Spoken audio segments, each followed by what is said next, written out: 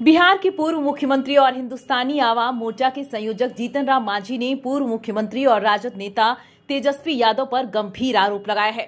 गया में पत्रकारों से बात करते हुए मांझी ने कहा है कि पिछली महागठबंधन की सरकार में तेजस्वी यादव ने 50-50 लाख रुपए लेकर हजारों करोड़ रुपए कमाए। रविवार की शाम बोधगया में जीतन राम मांझी पत्रकारों से बात कर रहे थे।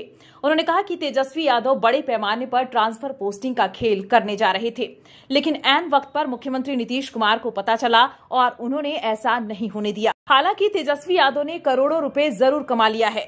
मांझी ने कहा कि मुख्यमंत्री नीतीश कुमार की ओर से ट्रांसफर पोस्टिंग का खेल नहीं होने देने से यह साबित होता है कि सरकार में मुख्यमंत्री ही सब कुछ होते हैं, न कि किसी उप मुख्यमंत्री का कुछ चलता है।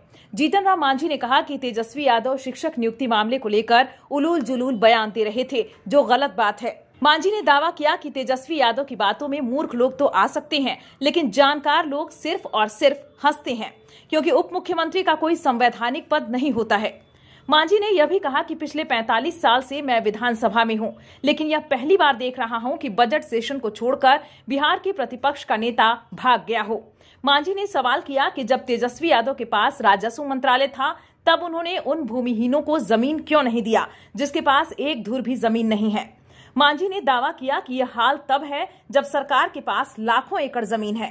संवाददाताओं से बातचीत करते हुए जीतन राम मांझी ने कहा कि बजट सत्र के बाद बिहार में मंत्रिमंडल का विस्तार हो जाएगा। उन्होंने दावा किया कि मंत्रालय भी बदलेगा और मंत्री भी बदल जाएंगे। तो कुछ भी कर सकते हैं, लेकिन सच्चाई ये है कि सेशन चल रहा है, बजट सेशन चल रहा है।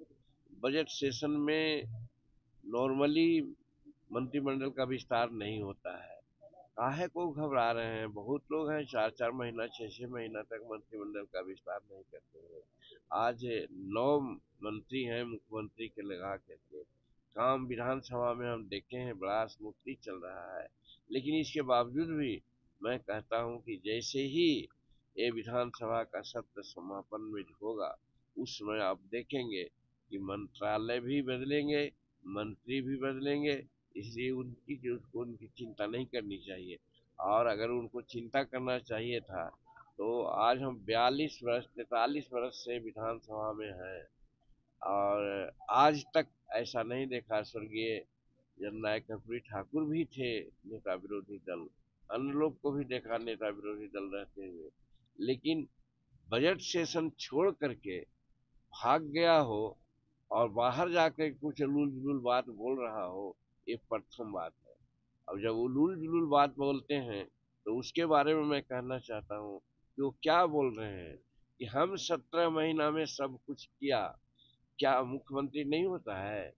उप मुख्यमंत्री का कोई संवैधानिक पद है? वो तो एक मंत्री थे। ये अलग थी कि उनको 5 को विभाग दे दिया गया था।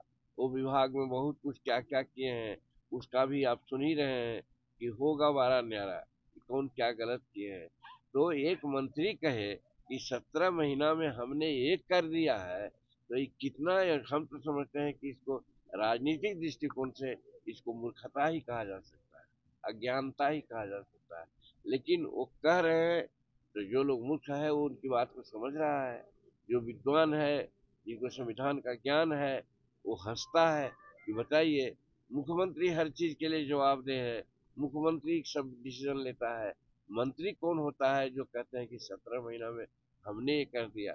अगर शिक्षा नियुक्ति की बात अगर कर किए हो तो मैं तो कहा कल भी एक अपने मीटिंग में कि आज 21 लाख एकड़ जमीन बिहार में भूदान सीलिंग और बिहार सरकार की है। हमारे यहाँ मात्र 13 या 14 लाख परिवार है जिनको जमीन एक धूर नहीं है। अगर बंटवा देते वो तब हम मानते कि राजस्व विभाग उन्हीं के पास था, तो वो तो पड़े क्या भाई, तो ट्रांसफर पोस्टिंग में पड़े जिसको कि मुख्यमंत्री ने बंद कर दिया। तो क्या साबित हुआ? तो मुख्यमंत्री का चलता है कि मंत्री का चलता है? इतना भी नहीं समझते हैं वो। इतना कहने के पीछे मेरा यही है कि अगर चलता तो आज सभी अंचल अधिकारी से 50-50 लाख रुपया लेकर के हजारों करोड़ रुपया कमा लिए थे लोग। आज नतीजा होता कि सब पोस्टिंग हो जाता, लेकिन नीतीश कुमार उसको रोक दिए। तो मुख्यमंत्री का वर्चस्व होता है, जो मुख्यमंत्री चाहेगा वो करेगा। तो वही नियुक्तियां में भी हुई है, नियुक्तियां में जब तक नीतीश कुमार नहीं चाहते, एक नियुक्ति भी वो नहीं कर सकते थे। तो वो क्या समाज को कह चल रहे हैं कि 17 महीना में हमने सब किया। तो कहने का मतलब वो गलत उन्होंने राजनीतिक दृष्टिकोण से जो मूर्ख समाज है उसमें वो कहते चल रहे हैं, और राजनीतिक रूप में जो पटु समाज है उनको इस तरह से हंसी कर